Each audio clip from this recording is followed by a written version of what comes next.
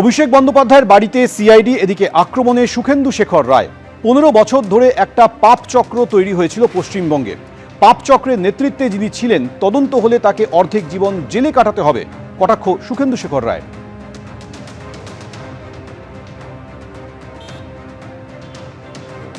গতকালের 19 জন টিএমসির লোকসভা সাংসদের সই সামনে চলে এসেছিল। এই মুহূর্তে সুদীপ বন্দ্যোপাধ্যায় সেখানে সই করেছেন এবং সুদীপ বন্দ্যোপাধ্যায় সেই গ্রুপে চলে এলেন। যে নেতৃত্ব দিচ্ছেন অভিষেক বন্দ্যোপাধ্যায় লোকসভা, এই মুহূর্তে লোকসভা দলনেতা তিনি, সেই জায়গায় সুদীপ বন্দ্যোপাধ্যায় একটা সময় ছিলেন। তিনিও এখন যারা বিদ্রোহী তাদের সঙ্গে চলে এসছেন। কেন চলে এসছেন, কি হতে চলেছে, আমাদের সঙ্গে রয়েছে সুখেন্দু শেখর রায়, সিনিয়র পলিটিশিয়ান।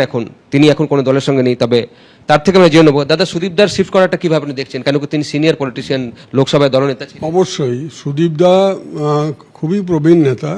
1972 সালে যখন তিনি পশ্চিমবঙ্গ রাজ্য যুব কংগ্রেসের সভাপতি ছিলেন, তখন তার অধীনে আমরা কাজ করেছি। তখন থেকে তাকে চিনি, 54 বছর হয়ে গেল। লোকসভায় দলের নেতা ছিলেন।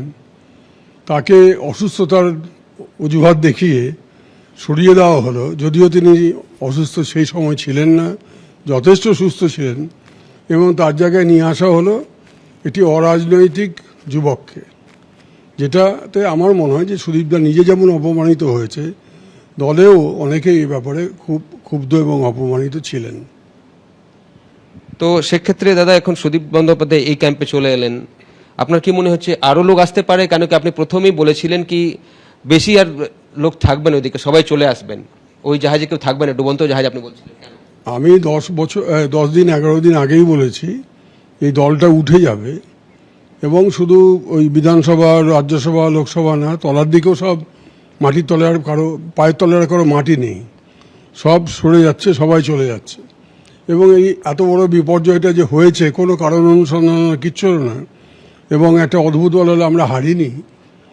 এবং মানুষের রায়কে এইভাবে যারা অগ্রাহ্য করে, তারা তাদের অস্তিত্ব মুছে যায়। ডুবন্ত জাহাজে কেউ থাকে না, এবং এই জাহাজ ডুববেই ডুববে সম্পূর্ণভাবে। লাস্ট কোশ্চেন দাদা জিজ্ঞেস করছি, আপনি যখন বললেন ডুবন্ত জাহাজ, আজ গতকাল রাত থেকে দেখা গেছে অভিষেক বন্দ্যোপাধ্যায়ের বাড়িতে সিআইডি গেছিল, একটা অন্য কেসে তদন্ত তারা করছেন, নানা ধরনের তার বিরুদ্ধে অভিযোগ উঠছে, বিভিন্ন কেলেঙ্কারির নাম তার উঠে আসছে। সেক্ষেত্রে তদন্তগুলোর অগ্রগতি নিয়ে আপনি কি বলবেন এবং কি হতে চলেছে সেটা?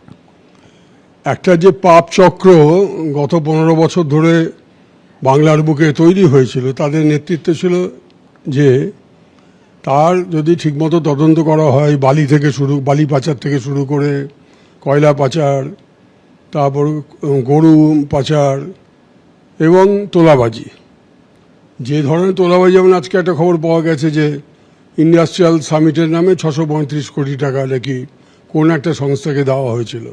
তদন্ত হচ্ছে। এরকম যদি সমস্ত কিছু তদন্ত হয়, তাহলে একে সারা জীবনের প্রায় অর্ধেক জীবন জেলেই কাটাতে হবে। আরও এমপিরা আসবেন দাদা? কেন কি আমরা রাজ্যসভাটাও জানতে চাইবো আপনার থেকে, যেহেতু রাজ্যসভায় ছিলেন।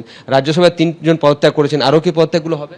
অবশ্যই হবে, কারণ এখন খেলা ভাঙার খেলা শুরু হয়েছে।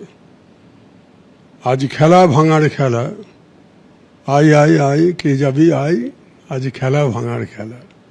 তো সুতরাং খেলা ভাঙার খেলা শুরু হয়ে গেছে। এই খেলা ভাঙার খেলাটা চলতে থাকবে যতক্ষণ না এই খেলা ভাঙার খেলাটা সম্পূর্ণ হয়। যে কারা বলেছিল না খেলা হবে, এখন যেটা হচ্ছে এটা খেলা ভাঙার খেলা। এবিপি আনন্দ, এগিয়ে থাকে, এগিয়ে রাখে।